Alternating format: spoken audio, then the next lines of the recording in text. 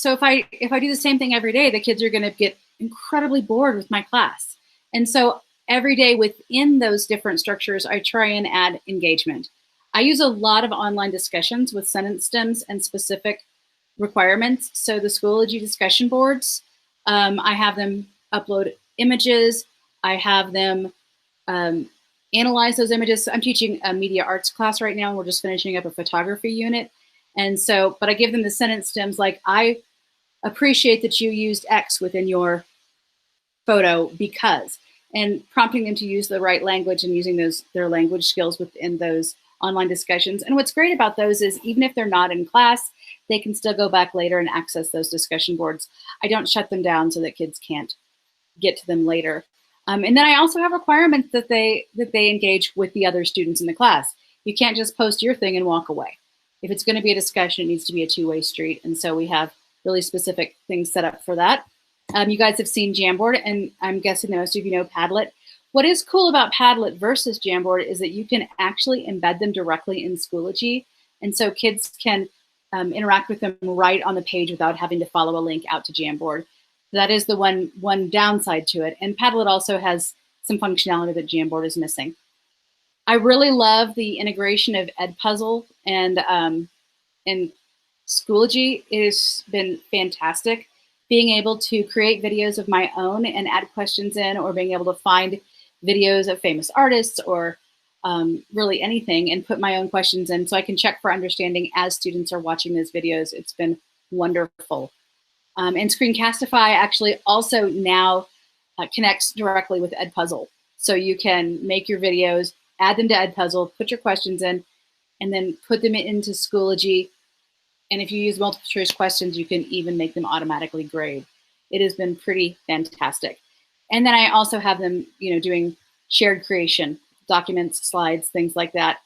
I will say that I do try and limit the number of tools to a reasonable number. I mean, it's fun to try new things, but I don't want them to become confused. My students are on what they're calling accelerated terms. And so we only have them for 4.5 weeks for a semester's worth of credit. They're really long classes with a lot of homework. And I'm afraid that if I give them too many tools that they might get lost and not be able to complete the assignments. Here's an example of my clear instructions. I try and provide multiple modalities on instructions. I do written instructions on the slides, and then I try and include a video as well of myself doing whatever it is that I want them to do, and I include an incredible number of examples.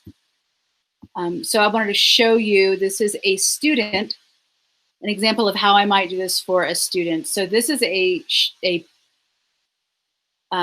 slideshow.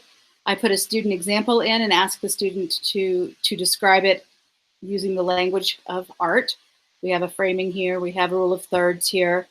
And so this is what one of my students did for his final in his photography unit. So he was able to use rule of thirds in this photograph. He was able to do framing and able to show me how his editing before and after worked. And a lot of that had to do with teaching them how to really use the technology to get those things done. So, Ms. Carr, do you have how-to sessions before you have the actual content or learning activities? I try to incorporate the how-to sessions with the learning activities. I think that it is not as fun for kids if I say, okay, we have to do this, this, and this. I try and use it as my example. So I almost always create exemplars with my students, and I walk them through the steps of all of the thing, including how we put it in Schoology or how we add it to our discussion board. That way it's not so dry. However, I also have videos. Any skill that I ask them to do, I have a separate video that I've already made that I put in there so that if they're working, like I give them work time in class because we have a 90-minute class, I put that there as a resource so they can go back to it and refer back to it if they get stuck. Yeah, having those videos and those written instructions available is very, very important. Steve Holtz-Russell put in that it was really great that, that we can use a lower rigor version of the task to really help push the learning if they're struggling. Yeah, and I was saying specifically just like in terms of as they're learning a brand new tool, sometimes giving them a version of the task that they need to do as they're learning the tool that's not quite as hard as where you're going to end up with them may help bridge the gap between the learning curve of the tool and learning curve of the task, if that makes sense. I absolutely agree. That's exactly, like, there's an avatar creation that I showed you guys the video, the screenshot for. That is what we do for day one. It's not the most rigorous assignment in the world, but it actually introduces students to color palettes, which is part of the media arts class. It teaches them how to add an image to their Google Drive from the internet. It teaches them how to upload into a discussion and how to connect with each other using the discussion board. So my goal was really to teach those skills. And so I did it through a sort of a fun activity instead of just making it, a difficult, more rigorous activity.